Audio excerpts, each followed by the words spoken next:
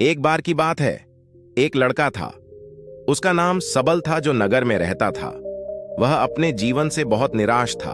उनकी निराशा का कारण यह था कि वह अब तक अपने जीवन में कुछ नहीं कर रहा था। उसके माता पिता उसे ताने मारते थे कि आपके सभी मित्र कुछ न कुछ कर रहे हैं, लेकिन आप अभी भी घर बैठे हैं। दोस्तों के बीच भी अक्सर उनका मजाक उड़ाया जाता था। वह कहीं जाता तो लोग उससे पूछते कि आप क्या कर रहे हैं। उसे यह बताने में भी शर्म आ रही थी। वह कुछ नहीं कर रहा था। धीरे धीरे उसने रिश्तेदारों से मिलना जुलना कम कर दिया और लोगों से मिलना भी बंद कर दिया। वह ज्यादातर समय घर पर ही रहता है। वह अकेला रोता है और भगवान को कोसता है और अपनी किस्मत को दोष देता है। अब उसे अपना जीवन बोझ लगने लगा था। कभी कभी वह सोचता कि कब वह कुछ करने के योग्य बनेगा, और फिर वह सोचता कि जिंदा रहने से अच्छा मर जाना है। एक दिन वह अपने नगर की एक गली से गुजर रहा था। तभी उसने देखा कि एक उपदेशक दुआक और परेशानियों पर उपदेश दे रहा है।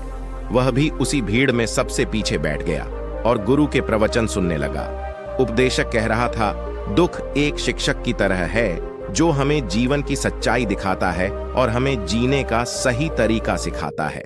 आप चाहें तो जिंदगी जीना भी सीख सकते हैं।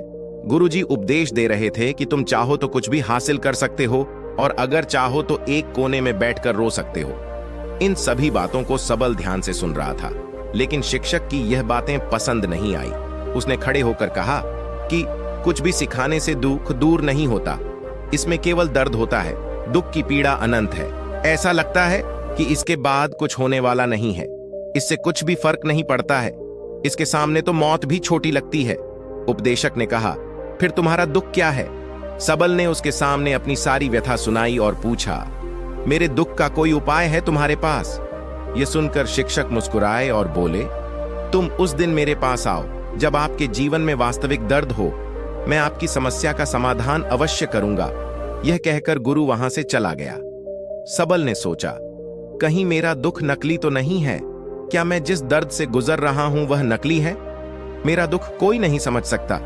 जब माँ बाप नहीं समझते तो गुरु क्या समझेगा?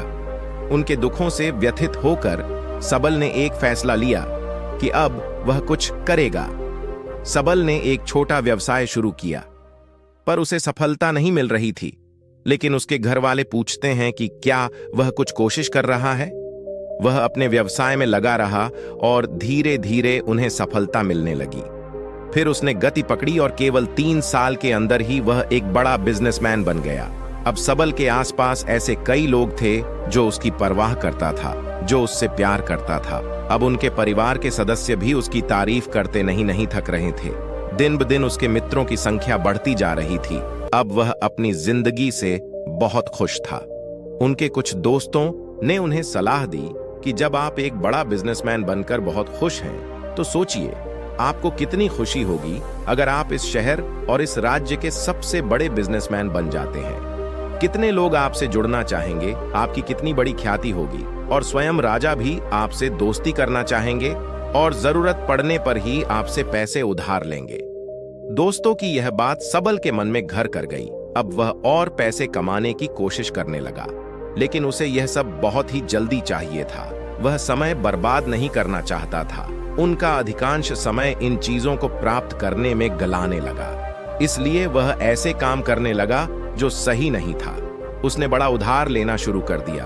उसके दोस्तों से पैसे की मात्रा और अधिक मुनाफा कमाने के लालच में वह अपने माल में मिलावट करने लगा। उसने अन्य व्यापारियों के खिलाफ भी साजिश रची और उन्हें डराया धमकाया। जैसा उसके दोस्त कहते थे वैसा ही करता था।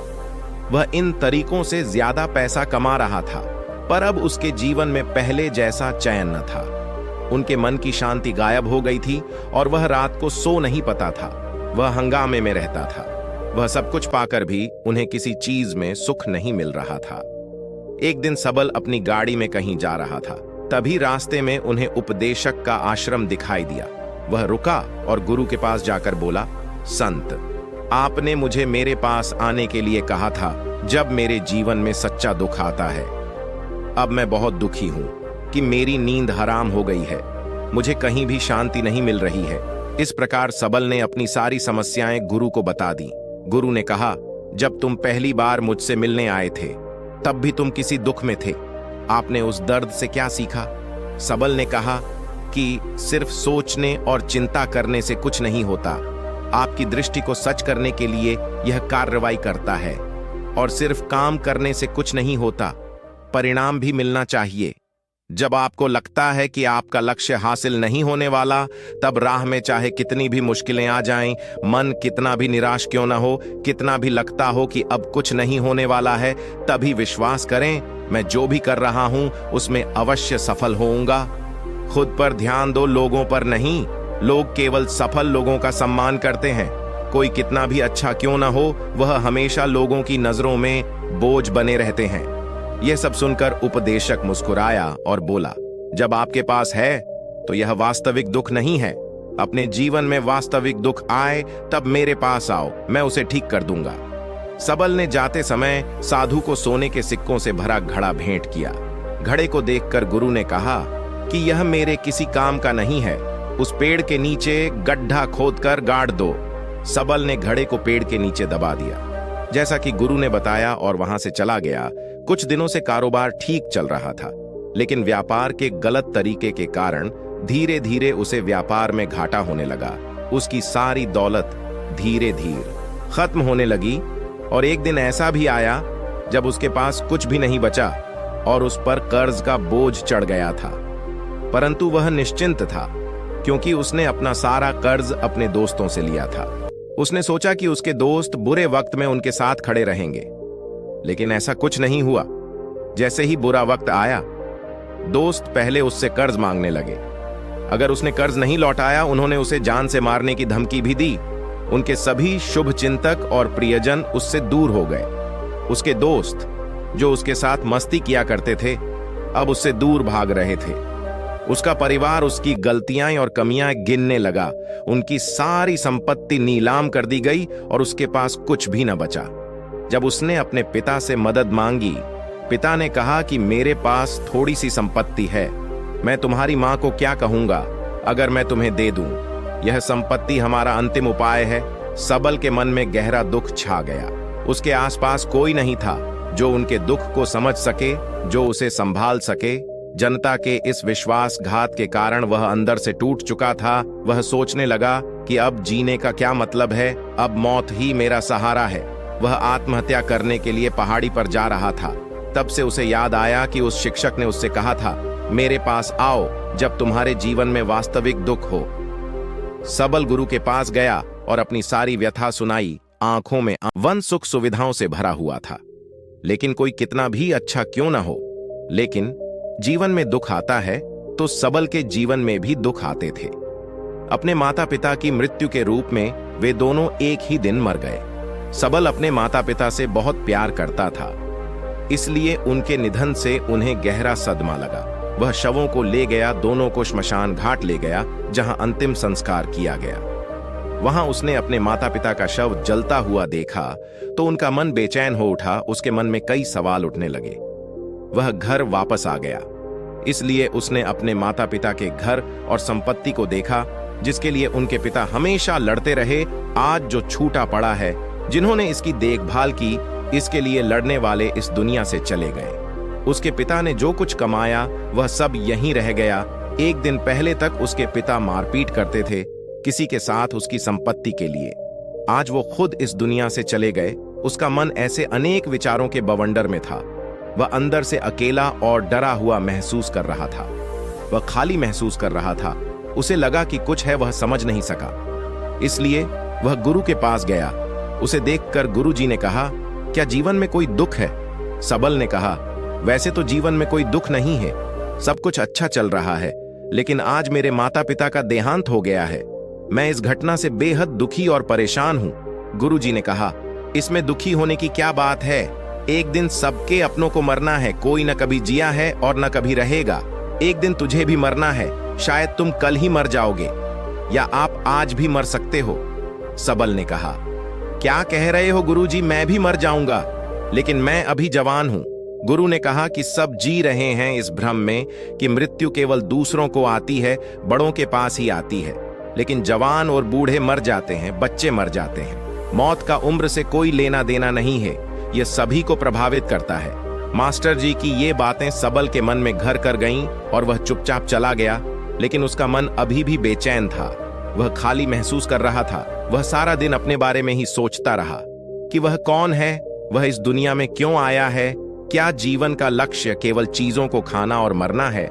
ऐसे कई सवाल उसके दिमाग में लगातार उठ रहे थे, लेकिन उन्हें अपने किसी भी सवाल का जवाब नहीं मिल रहा था और उसका दुख दिन ब दिन बढ़ता ही जा रहा था। इसलिए कुछ दिन बाद वह फिर से गुरुजी के पास पहुंचा और बोला, हे स्वामी, मैं बहुत दुखी हूं क्योंकि मैं यह नहीं जान पा रहा हूं कि मैं कौन हूं और मैं इस दुनिया में क्यों आया। यह सुनकर गुरुजी मुस्कुराए और बोले, आज आपके जीवन में पहली बार सच्चा दुख उत्पन्न हो गया है। यह वास्तव में दुख कहलाने के लायक है।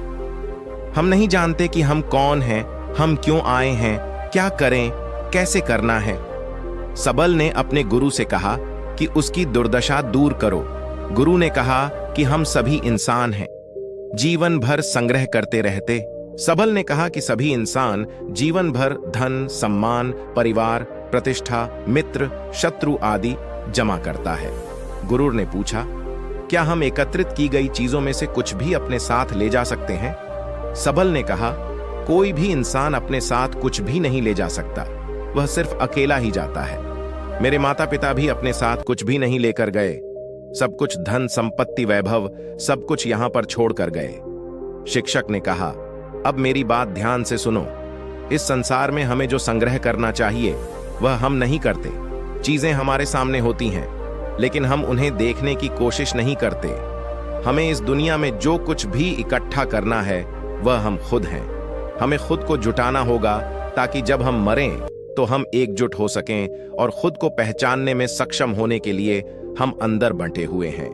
हम प्यार, नफरत, गुस्सा, ईर्ष्या में बंटे हुए हैं। क्रूरता, धन, स्थिति, प्रतिष्ठा, सम्मान, पहचान, धर्म, जाति, सैकड़ों हजारों ऐसी चीजों और इच्छाओं में हम विभाजित हैं और टुकड़ों में जीवन जी रहे हैं। इस विभाजन के कारण हमारी चेतना कभी एक नहीं हो सकती।